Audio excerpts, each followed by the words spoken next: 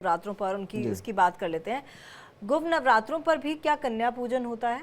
देखिए, नवरात्र में जितना पूजन शारदीय या जो है वासंतिक नवरात्रों में होता है, उतना ही जो है पूजन गुप्त नवरात्र में होता है। कोई प्रक्रिया में कोई अंतर नहीं है।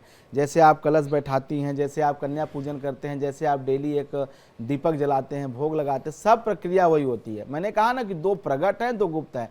प्रगट और गुप्त का अर्थ सिर्फ इतना यहाँ समझ लीजिए कि ये विशेष है, सामान्य समझ के लिए विशेष है।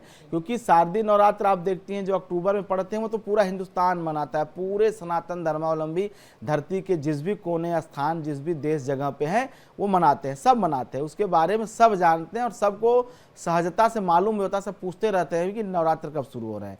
दूसरा, रामनवमी वाला जो नवरात्र अप्रैल में पड़ता है, चैत्र में, इस नवरात्र का भी महत्व है। लेकिन ये जो अन्य नवरात्र जैसे मैं गुप्त कह रहा हूँ, ये विशेष हैं। विशेष क्यों हैं? क्योंकि ये विशेष साधना के लिए। अभी जैसे माघ का महीना चल रहा है, माघ में आप कुंभ देखती हैं, माघ में जो है स्नान आदि के कर्म होते हैं, स्नान और दान।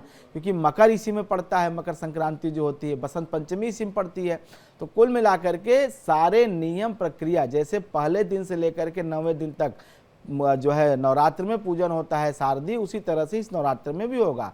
और उस वैसे ही दुर्गा माता की स्थापना की जाएगी, पूजा की जाएगी। सब लोग नहीं करते हैं, और वो कुछ लोग करते हैं जिन्हें शक्ति की पूजा करनी है, जिन्हें शक्ति को प्रसन्न करना है, जिन्हें माता दुर्गा से कुछ विशिष्ट मनोकामना कुछ चाहिए।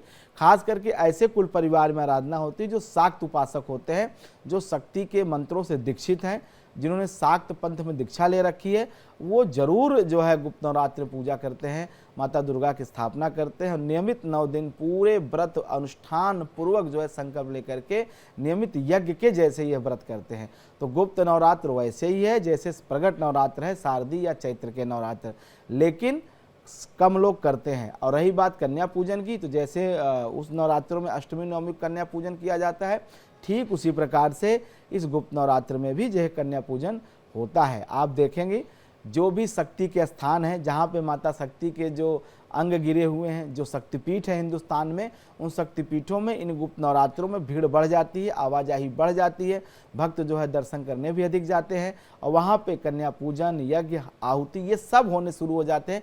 क्योंकि ये 9 दिन बहुत महत्वपूर्ण होते हैं शक्ति को जागृत करने के लिए, शक्ति को प्रकट करने के लिए।